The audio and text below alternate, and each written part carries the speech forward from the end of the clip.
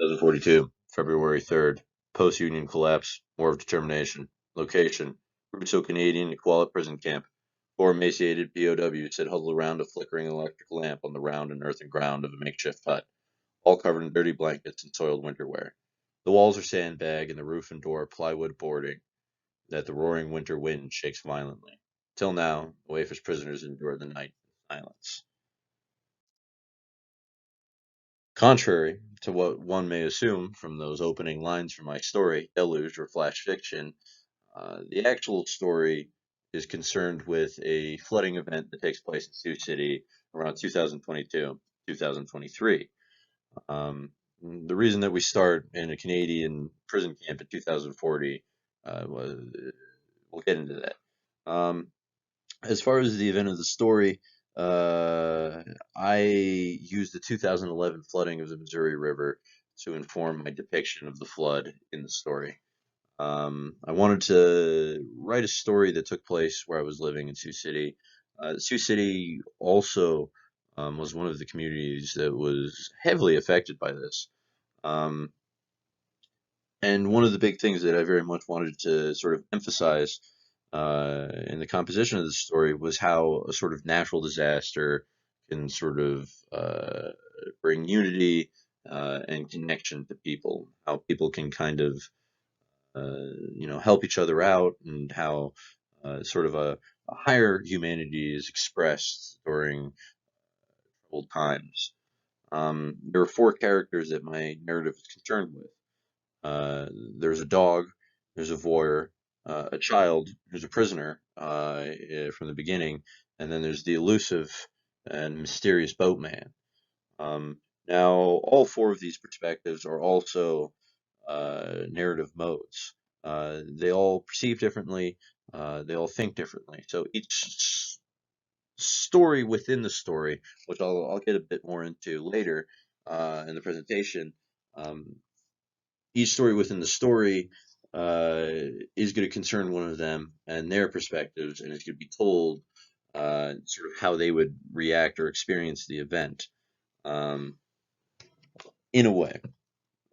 Before we get more about the story, get into the story more, let's talk a little bit about structure and influence. Three really big novels, four technically, are informing the compositional process. We have Ulysses by James Joyce. We have Infinite Jest by David Foster Wallace. We have Absalom, Absalom, and Sound and the Fury by William Faulkner. These are all experimental novels. These are all sort of disjointed, fragmented novels that utilize different sort of modes of narration. They use different voices. They have a lot of, jumping back and forth from different places, different times. You have internal monologue, stream of consciousness. Um, these are a lot of things that are common to these books. But let's talk a little bit about each in particular. Ulysses has two things that I want to focus on: parallax and retrospective arrangement. Both of these are techniques that Faulkner uses, but both of them are also themes within the book, as in the word parallax and the phrase retrospective arrangement pop up in the heads of the characters. The reason that they're in there is that they're kind of like these clues offered by James Joyce on how to read his book. Um, if one doesn't find the clues, what they're left with is sort of this weird sensory overload of images, words, thoughts. Um, the book is very much told from the internal perspective. So it's told through thought, sort of thought in reaction to events. And so he gives us these clues to figure out a little bit. Parallax is when an event occurs and there's two different perceivers in two different places perceiving it at the same time, simultaneously, and then having separate reactions to that event. It's an event that unifies individuals, but it's also an event that separates them, only unifying them for a moment. Retrospective arrangement is sort of the what we do when we look back at our past and find the patterns in our behavior. Um, if we think in a broad scale, history for humanity or for humankind in general is the process by which we know ourselves and understand ourselves better. This is true of individual life too. Um, the How we sort of reinforce our identities as we move from the present into the future is through the narratives that we construct from the past, from past experience. We have these little cycles that start spinning in our heads and that we start attaching information to. Um, However, these behaviors, these patterns, these narratives don't become clear to us.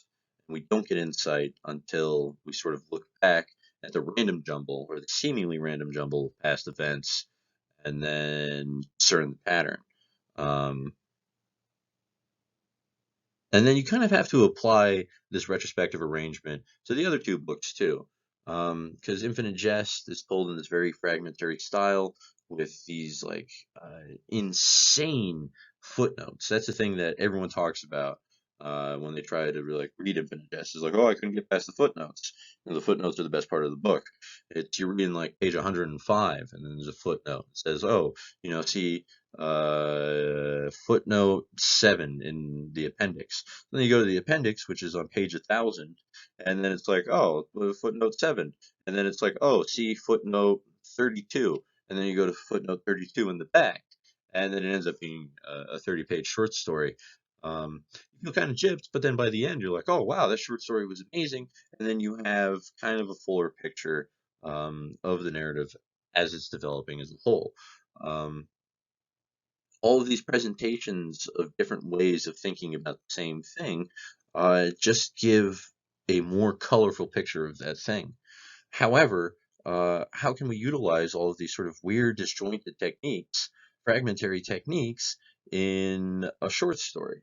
The solution I found when I was taking my microfiction class this semester with Professor Gard. Before we talk about that, let's talk a little bit about Raymond Carver. Raymond Carver was a short story writer that wrote very minimalistically. Um, and so a lot of his best writing is very sort of terse, but very impactful. He gets a lot out of his images. He utilizes his images. It's very bare bones. There isn't a lot of superfluous uh, events, superfluous writing.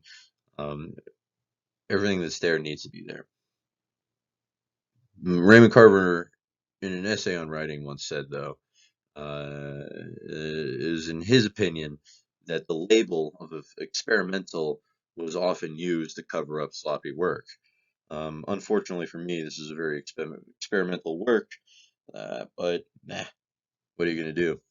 Um, the idea that I'm having, and I think it actually kind of fits in with this idea of brevity and getting as much as you can out of as little as possible. Uh, I have this idea of the composite story, which is kind of similar to the micronovella that Professor Gard was telling me about in class. Um, if I can tell a short story that say I could write a 500 word short story and say I could abbreviate that story 99 words, and you would get the same result. You would get the same image or the same idea, whatever desired effect that I was hoping to produce. Um, this is kind of the thinking that goes into the construction of micro narratives. Um, I like talking about iceberg theory because, Ernest Hemingway is like, oh, iceberg theory. You're only supposed to depict the tip of the iceberg, and then all that underlying stuff is beneath the surface and is just suggested. You can apply this with microfiction too. Microfiction isn't the tip of the iceberg, it's an ice cube that suggests the iceberg.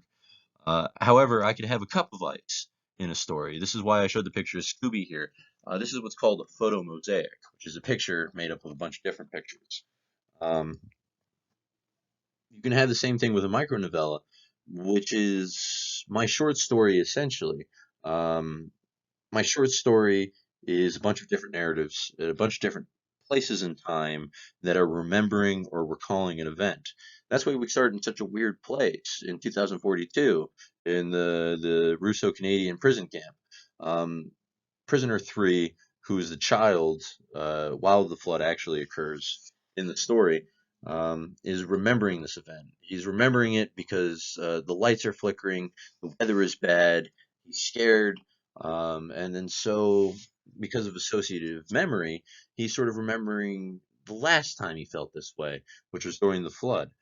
Um, Before we get into that, though, the big point I'm trying to make with this is with like these sort of fragmentary narratives, this disjointed style. What it's supposed to do to readers is make them sort of mystery solvers or detectives. Instead of being presented with a very linear, clean-cut narrative, instead we're giving clues to solve. When a reader solves it himself and puts the narrative together in his head, then the impression is deeper than if I had just been presented with a normal conventional story.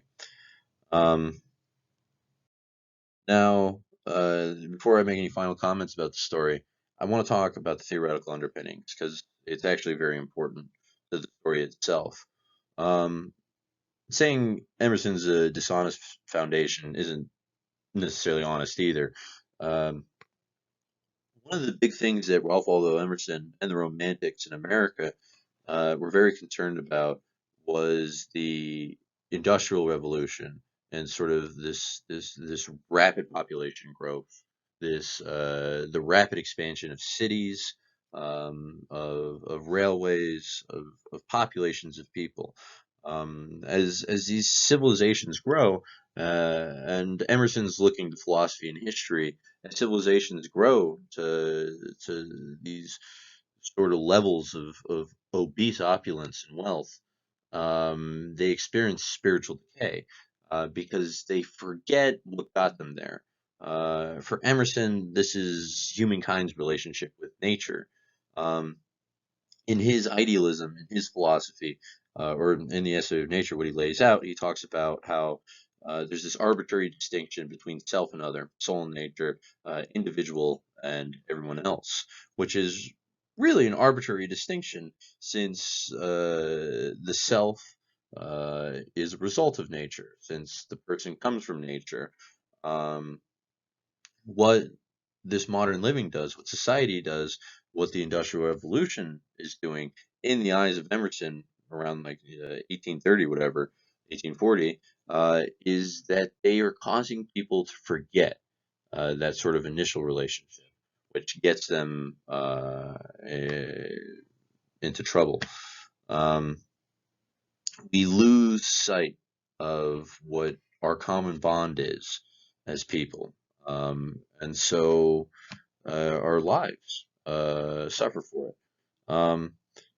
He posits that as a group, um, soul's relationship with nature is revealed through the historical process. That we look to the historical process to understand our relationship with nature, to see how nature both nourishes and kind of offers conflict that allows us to grow. It presents us with conflict that we need to unify in, and that we need to, like, say, create a technology or adapt to or migrate. It's all these things, but all of these great progressions in human history are because of nature and of nature, and Emerson very much wants to remind us of this. Now, as technology has only gotten more advanced, this sort of fragmented living that Emerson is so scared of is ever the more present in our day and age. And so the story isn't really actually about a flash flood. It's about unity. It's about uh, it's about how stories are told. It's about how stories are told sort of reinforce people's identity in the moment. Um, it's also meant to show how, I don't know, say I'm feeling a lack of connection. I need safety. I need a bond because I'm in a cold, dark hut in a Canadian wasteland during a weird Civil War event. And I recount a tale. I recall I recall a tale of the last time that I was scared and alone, and then how I overcame. Um, he, along with the voyeur and the dog, are saved by the boatman. Uh, every narrative, every micro narrative within the story starts with kind of sort of this picture of fragmented living. Everything's split apart, everything's chaotic or bad or not ideal, or there's a challenge, and then somehow the memory of the flood, and by proxy, the memory of the boatman will appear in the mind and then bring a kind of unity to that situation. The boatman saves them in the actual story, but boatman, as an idea and as a memory, also brings connection to people. Um, I don't think this has been very satisfying for the audience, so thank you for bearing with me and listening to this presentation. I apologize for not being able to be there. Um, if this is confusing, I also apologize. Uh, Despite all of the frequent absurdity, um, it's meant to be a very life-affirming story, and that is my hope. Thank you.